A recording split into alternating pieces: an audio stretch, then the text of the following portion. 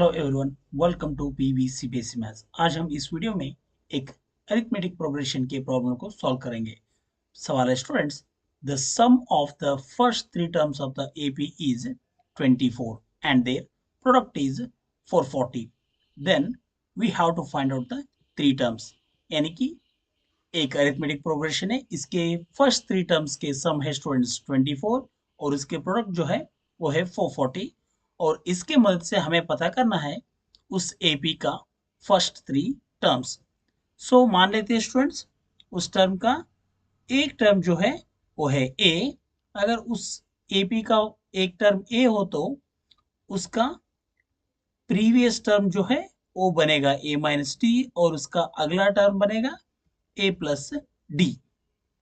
सो यहाँ पे ये दिया गया है कि sum of the first three terms is 24।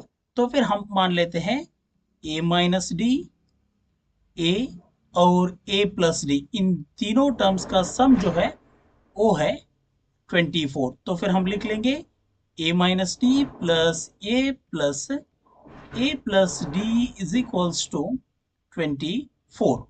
यहाँ पे हम इस माइनस टी और प्लस टी को कैंसिल कर सकते हैं। कैंसिल करने से हमें मिलेगा सिर्फ ए प्लस ए यानी 3a. So 3a is equals to 24. Then a is equals to 24 divided by 3. 3 1 जा 3 8 जा, उस हिसाब से हमें a का वैल्यू मिल जाता है जो कि है 8। अब हमें a का वैल्यू पता चल चुका है। अब हम d का वैल्यू पता करने की कोशिश करेंगे, बाद में हम फर्स्ट थ्री टर्म्स को पता करेंगे।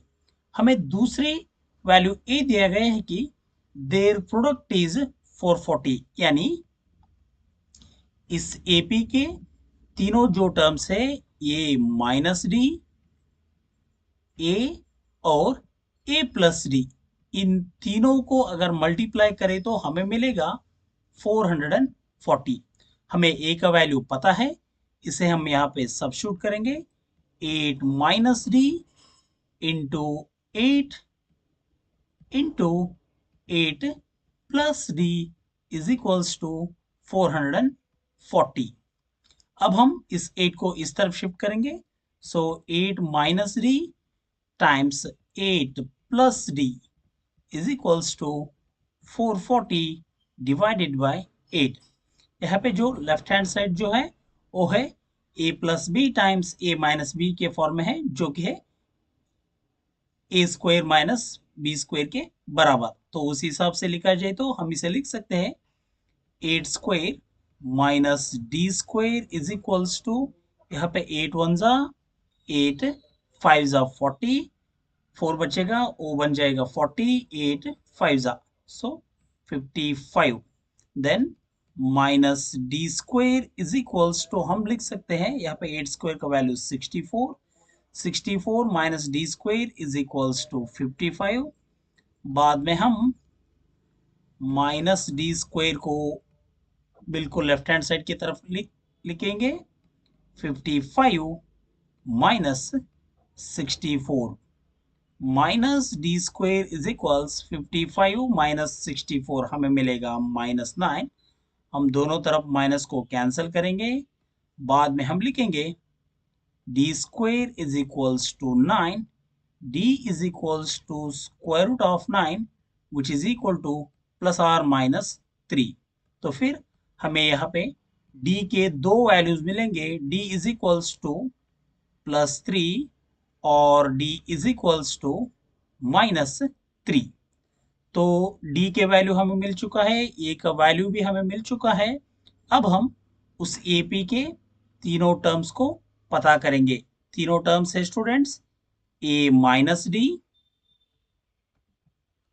ए प्लस डी और ए। सो ए माइनस डी, ए और ए प्लस डी, यहाँ पे हम ए को मान लेंगे 8 और डी को मान लेंगे +3। दूसरी ओर सेम ए माइनस डी, ए और ए प्लस डी, यहाँ पे हम ए को मान लेंगे वही 8 और यहाँ पे डी का वैल्यू हम मान लेते हैं -3। और अब हम AP के उन तीनों टर्म्स को पता करेंगे। सो A का वैल्यू है 8, सो 8 माइनस 3, 8 और 8 प्लस 3, तो फिर 8 माइनस 3 हमें मिलेगा 5, 8 एज इट इज रहेगा, 8 प्लस 3 हमें मिलेगा 11। ये है 1 AP, और दूसरी तरफ देखा जाए तो 8 माइनस D का वैल्यू है -3, दूसरी ओर A यानी 8, 8 plus of -3, so 8 minus into -3 हमें मिलेगा +3, 8 as it is, 8 plus into minus हमें मिलेगा -3, सो 11, 8, 5 और 5, 8, 11। सो दोनों तरफ देखा जाए तो टर्म्स इक्वल है, तो फिर हम ये बोल सकते हैं कि OAP का फर्स्ट 3 टर्म जो है वो या तो 5, 8, 11 होंगे या 11, 8, 5। ये स्टूडेंट्स इस प्रॉब्लम का सॉल्यूशन। आई होप ये सॉल्यूशन आपके समझ में आ चुका होगा। Thank you for watching the video.